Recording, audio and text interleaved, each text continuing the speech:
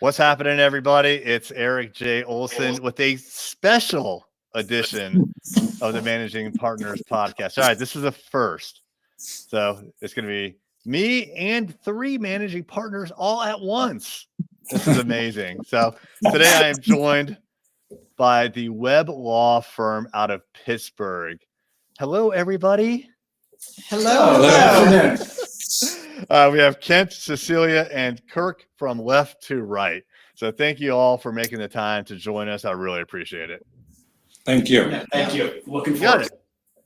Well, hey, one of the things we'll probably have a challenge with here is making sure we don't step on each other's toes. There's a lot of people that are going to be talking, but tell us a little bit about yourself, yourselves, and what you do. All right, ladies first. That's how it goes. So I'm Cecilia, and first and foremost, an IP litigator. We are an IP boutique here, and that's the focus of my practice. So anything patents, trademarks, copyrights, trade secrets, that's my focus. I also do a fair amount of trademark work, trademark portfolio management, brand strategy, and any other sort of odds and ends that come to my door. So. Kent? Okay. Hi, I'm Kent Baldoff Jr. My practice focuses almost entirely on patent litigation. We represent primarily defendants, a lot of patent troll defense work that we do, a large team of lawyers that work on that. And on top of that, I do general counseling for many clients, both trademarks and patents, and a smattering of copyright, but not a whole heck of a lot. Kirk? And I'm Kirk Miles. My background is in chemistry. The majority of the work that I do these days is in the medical device industry. I handle a lot of portfolio management and a lot of patent procurement in the US and worldwide.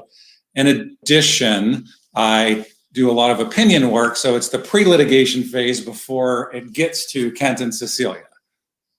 Gotcha. That's awesome. Thank you for the intro.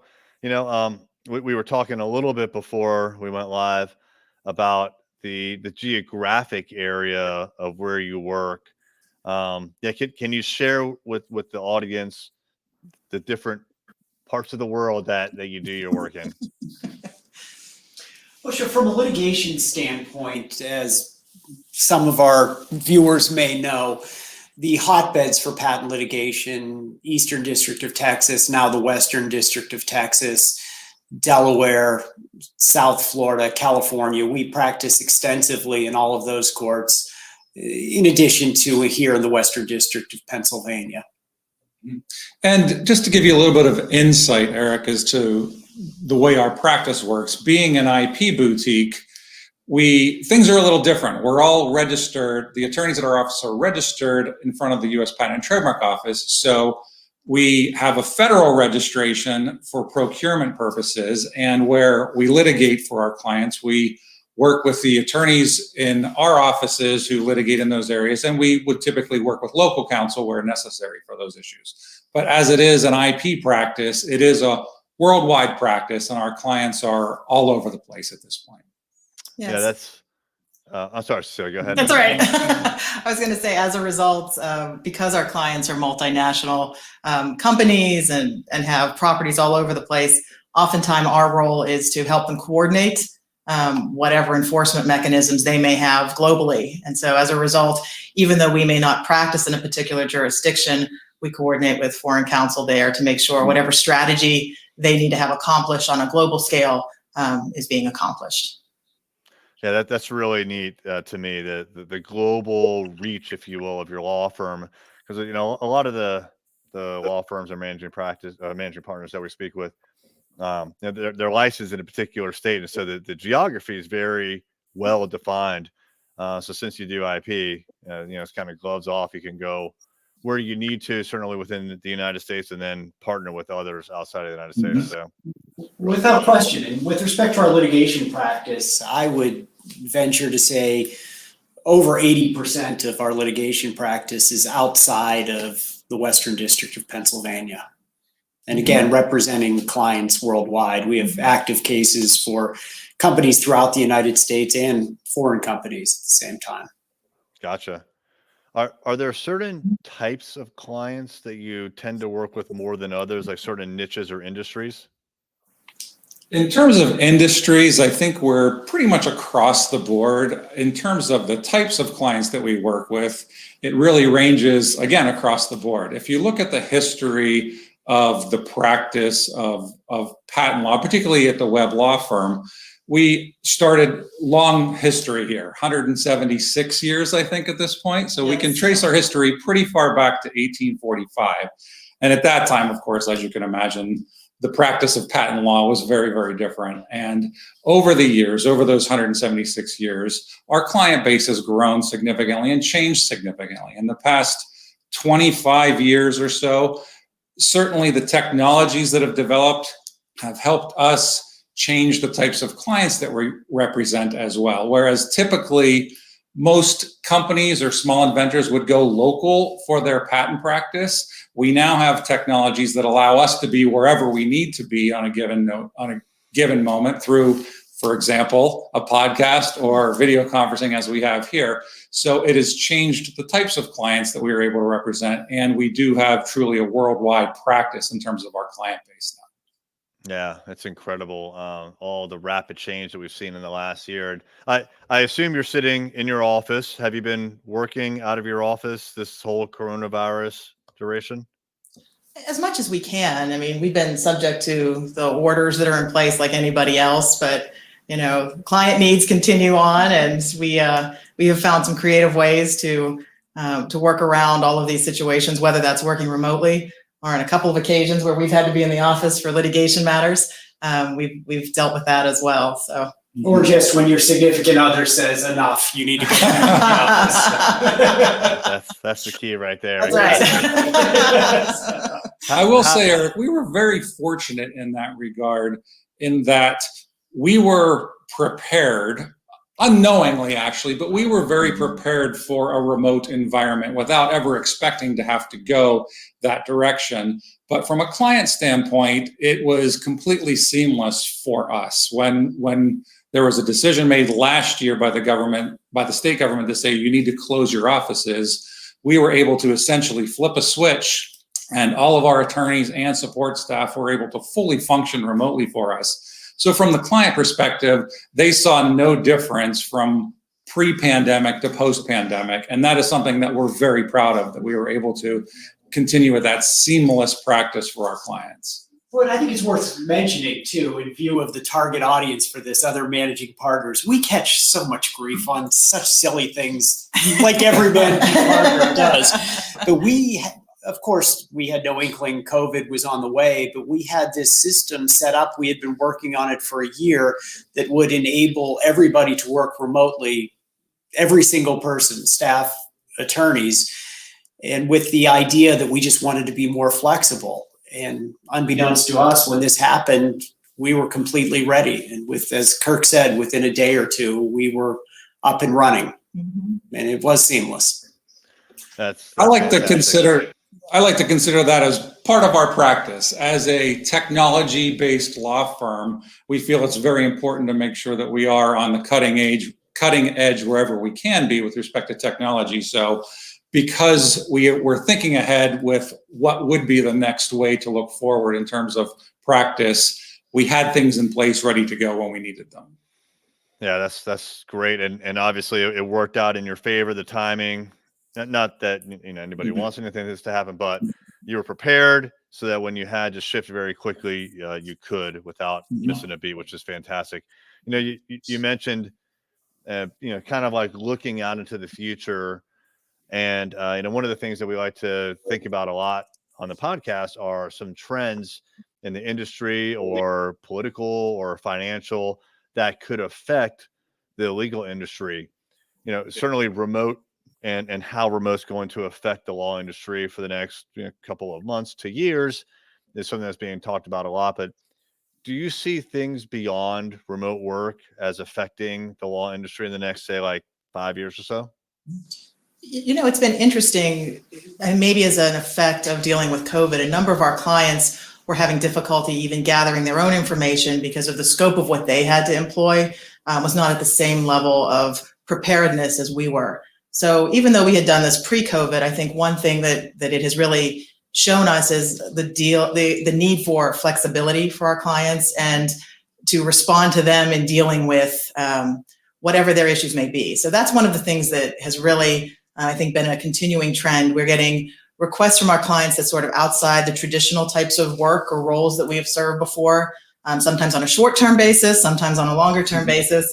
And we've been able to respond to that, both because of our background and the work that we generally would do for them and knowledge of their business, but also because of our technological capabilities. So I think that's going to be an ongoing trend. You're not going to have the same traditional working relationships with outside counsel. It's going to be a much closer relationship when it's needed. I'm also interested to see what happens with travel. Certainly we would have travel wherein we would just visit our clients. We would take routine trips annually to the Far East, to Europe, to visit our clients in person. It'll be interesting to see if that picks up again, the conferences. With respect to litigation practice, we've now been taking and defending depositions remotely for about a year now. And certainly it saves our clients quite a bit of money. It's cumbersome in many respects with document review and so forth, but I do believe that is something that's probably here to stay just because of the cost savings. And we certainly recognize that the remote work atmosphere is out there now and people are thinking about it. But what we have realized, particularly over the past year, that team environment is particularly integral to our practice.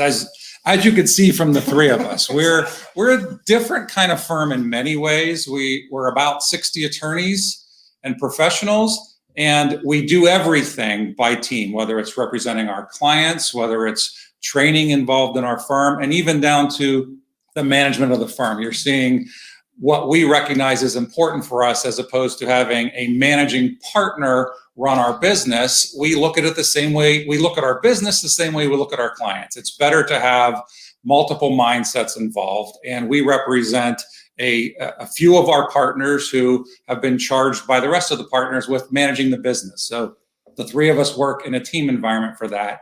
And we find that team environment, while we see it working well for our business, we think it's very important for the future of the practice of law as well. Nice. Yeah, totally agree. Speaking of the future, we talked about trends a little bit, but for you in particular, 60 lawyers, good size firm for sure. National and global reach.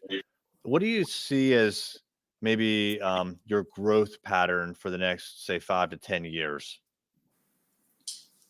I expect we're going to be on the same growth pattern that we have been. We seem to grow by about 10 lawyers every 10 years with natural attrition. I would expect within the next 10 to 20 years, we'll be somewhere, maybe it's 80, maybe it's even closer to 100, but that's probably more the target. We all came from other firms before we came to Webb. Cecilia and I came from very, very large firms, and I don't think that's something that we want to replicate. Gotcha. Just follow on question. Do you feel like the number of quality attorneys that you can attract to join the firm is kind of a limiting factor to the growth, or is it more like the demand on the firm from clients? We look at it more as a demand approach from the clients. We've had slow and steady growth over the history of the firm, and we feel that has served us well, and most importantly, serves our clients well. Clients are foremost at our thought, and it doesn't do us any good to grow just for the sake of growth. It really is, what do we need to do to make sure our clients are being best served? So as our clients grow and have additional needs, we take on the people to service those needs. And we grow through a couple of different avenues. So not only do we have laterals like us that come over with some experience, but we also have individuals sometimes who are patent agents or experienced in a technology and are considering law, but not sure that they want to go down that path. Maybe they want to stay on more of a technical path. And so we start working with them very early on in their careers.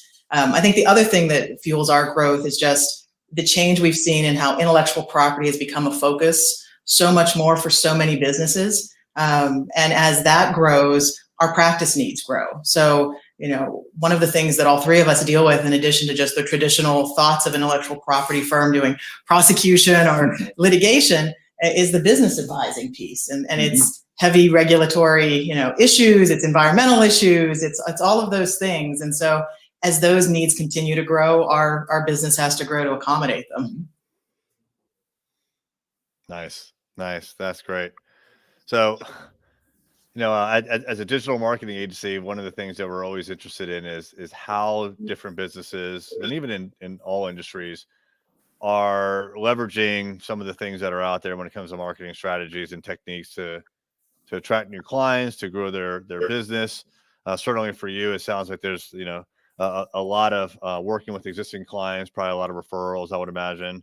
Are there individual marketing techniques that you've used that seem to work really well for you, either with existing clients or to attract new clients? And conversely, are there some that you've tried where you're like, all right, that did not work at all? Well, I believe first and foremost, what we have always relied upon is referrals from our existing clients. That our strongest source of new business is doing a great job for our existing clients, with the hope and expectation that they are going to refer us to others. And that is without question where I would say 75% or more of our new work comes from. With respect to things that haven't worked so well, I love how you gestured to me. no, I just said because it's really we definitely have struggled with bringing on devoted marketing individuals where their sole job is marketing and trying to develop new business for us. We've had limited success, but overall, it really isn't something that has worked for us. I think the challenge is trying to not just develop a connection, but a meaningful connection. And so, one of the things that is tough, especially, with the advent of social media and all of those kinds of things, you can put all sorts of content and information out there, but getting to the right audience, allowing them to actually get to know you in a meaningful and helpful way is really the challenge. Yeah, gotcha. Okay, well, fantastic. This is probably one of the most expensive podcast episodes. I'm going to find out after this what the billable hour billable rate is for each of you and just kind of add it up. So bargain. Yes. I promise not to send you the bill. Thank you. I appreciate it. Multiple lawyers on one call. We wouldn't charge you for all three of us. So. That's right. No, we would not do that. I definitely appreciate your time. I know it's meaningful and valuable. So thank you very much. If someone would like to get in touch with you afterwards, where is a good place for them to go, or how can they get in touch with you? You can visit our website, www.webblaw.com with 2 B's, or email us at webblaw@webblaw.com. That's monitored 24/7. So if you direct it to one of us or just in general, it'll see its way to probably all of us. Yeah. Awesome. All right. Well, Kent, Cecilia, Kirk, I really appreciate your time. Thank you so much. For anyone else who is watching, if you are interested in spicing up your law firm marketing, check out Array Digital and our legal firm marketing offering. We cover things like websites, SEO, social media, and of course, online advertising. And you can reach us at arraylaw.com. All right, everybody. Thank you so much. Thank you, Eric. Be well. Have a great day.